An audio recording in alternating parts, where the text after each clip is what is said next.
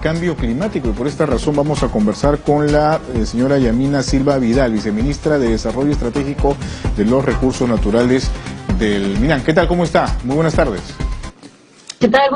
Buenas tardes, Jorge. ¿Cómo estás? Aquí lista para compartir contigo este día importante. Muy bien. Bueno, en el marco, digamos, de esta conmemoración, tenemos entendido que el MINAN ha lanzado una campaña que tiene que ver con la preservación de los bosques, denominada Vive el Bosque. ¿De qué se trata exactamente, por favor? Bueno, efectivamente, Vive el Bosque es una campaña que hemos lanzado desde el Ministerio del Ambiente con el propósito de concientizar a la ciudadanía en general sobre el importante rol que tienen los bosques para el Perú, ¿no? No solamente, digamos, como una belleza paisajística, sino que los bosques en su conjunto, como un gran ecosistema, nos brindan diferentes servicios ecosistémicos, ¿no? Sirven para regular el clima, sirven también para regular algunas zonas ante los riesgos de desastres que se generan y, por supuesto, para la regulación hídrica, ¿no? Por ejemplo, los bosques amazónicos, la Amazonía, la gran Amazonía que tenemos nosotros, la humedad que se genera de la transpiración de los bosques, esa humedad es transportada a través de los vientos hacia la zona andina y, bueno, la misma dinámica de los vientos hace que esa humedad se forme en nubes y precipite en los Andes. Y gracias a ello tenemos el agua en nuestras cuencas andinas y también gracias a esa agua que cae en las cuencas andinas es que los que vivimos en la costa podemos gozar de tener agua, de tener la agricultura, ¿no? Por ello es importante conocer lo que son los bosques y estos servicios que estos bosques nos brindan para la vida que tenemos en general en nuestro planeta. Ahora, ¿cómo hacemos para poder incluir, digamos, en la mirada de la ciudadanía, de las autoridades, esta preocupación que existe, o este riesgo, más bien esta amenaza que existe frente a los bosques, ¿no? Uno de ellos, por ejemplo, la minería ilegal, otro de ellos la tala ilegal de árboles? Bueno, efectivamente, a pesar que nosotros como país tenemos casi el 60% de nuestro territorio está cubierto de bosques, la mayor cantidad de estos, por supuesto, en la Amazonía. Sin embargo, vemos con mucha preocupación que ya en las últimas décadas tenemos un incremento de actividades ilícitas, como es pues la tala ilegal de los bosques, considerando que el bosque solamente nos sirve como madera, ¿no? Y puede ser vendido como tal. Sin embargo, un bosque no solamente es, digamos, el aprovechamiento de la madera, sino toda la vida que hay dentro del bosque, ¿no? Como es, por ejemplo, ¿no? La conservación de la biodiversidad, de la rica biodiversidad que tenemos, y las poblaciones que viven en esas zonas que se alimentan de esta diversidad, tanto la flora como la fauna. Entonces, tenemos esa gran amenaza con la tala ilegal, y lamentablemente también la otra gran amenaza que tenemos es el desarrollo de la minería ilegal aurígera que tenemos en la Amazonía, y que están muy vinculados a los cauces de los ríos. Entonces eso contamina no solamente el suelo, sino también contamina el agua y entonces pues la vida que alberga estos ecosistemas. Ahora, el Ministerio del Ambiente, ¿qué tipo de trabajo coordinado hace con otros ministerios, con las autoridades? Porque definitivamente, por ejemplo, en el caso de la minería ilegal, sobre todo, es un problema que afecta sin duda lo que significa el medio ambiente, el ecosistema mismo, como usted lo ha explicado, pero conlleva otro tipo de delitos, explotación sexual, en fin, una serie de otros ilícitos que deberían combatirse de manera conjunta, ¿no? Bueno, efectivamente tenemos las comisiones multisectoriales que trabajan en estas temáticas, tanto en la tala ilegal como en la minería ilegal, y desde estas comisiones se aborda el tema de manera multisectorial. Sin embargo, todavía nuestro camino es largo y no hemos podido avanzar, ¿no? Trabajamos con los otros sectores, como es el Ministerio del Interior, ¿no? Por supuesto en la lucha contra estas actividades ilegales, también con el sector energía y minas, para hacer que no haya una expansión de estas actividades que son, digamos, provienen como una minería a pequeña escala, artesanal. Sin embargo, pues esto está muy vinculado a actividades que ya no son de pequeña escala, ¿no? Lo que vemos en Madre de Dios. Claro, son de la Pampa, sobre todo, ¿no?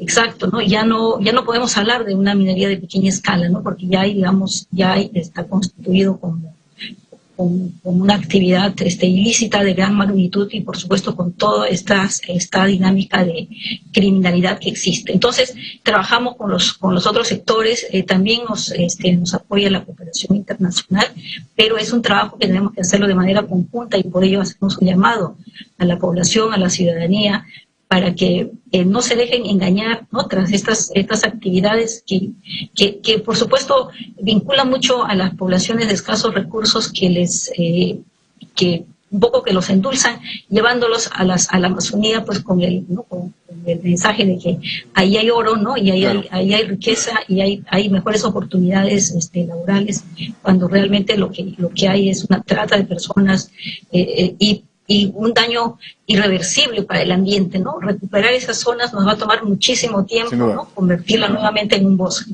Tenemos entendido que el Perú ha asumido compromisos en la Convención contra el Cambio Climático de la ONU. ¿Nos puede explicar exactamente qué tipo de compromisos son, cuáles son las obligaciones a las que estamos finalmente sujetos para de alguna u otra manera, no sé si revertir exactamente, pero por lo menos detener o disminuir el avance de lo que puede significar efectos producto del cambio climático? Nosotros como país somos suscriptores de la Convención Marco de las Naciones Unidas y en el compromiso de la lucha contra el cambio climático tenemos diferentes medidas que hemos tomado, entre ellos para la mitigación del cambio climático, siendo que la deforestación es un factor importante que al talar los bosques lo que estamos haciendo es que ese carbón que está almacenado en los bosques se emana hacia el ambiente. Entonces con ello estamos generando estos gases de efecto invernadero que han sido almacenados en los bosques y que lo estamos liberando a la atmósfera. Entonces uno de nuestros compromisos está precisamente en preservar los bosques, eliminar la deforestación, para que con ello reducir los impactos del cambio climático a través de la emisión de los gases de efecto invernadero hacia la atmósfera, ¿no? Esto es uno de los compromisos que hemos asumido en la Convención Marco de las Naciones Unidas para preservar nuestros bosques, y para ello también tenemos, por supuesto, el apoyo que viene de los fondos globales para trabajar con las comunidades en la Amazonía, para que ellos conserven los bosques, el bosque en pie, ¿no? Porque el bosque en pie te da otros beneficios. Hay diferentes actividades económicas que se pueden hacer a través de los bosques, ¿no? Entonces, por ejemplo, desde el Ministerio del Ambiente tenemos un programa de bionegocios, de econegocios, con los cuales trabajamos con las comunidades, con los emprendimientos que tienen las comunidades o que desarrollan agricultura, pero en convivencia con los bosques, ¿no? O sea, por ejemplo, apoyamos a que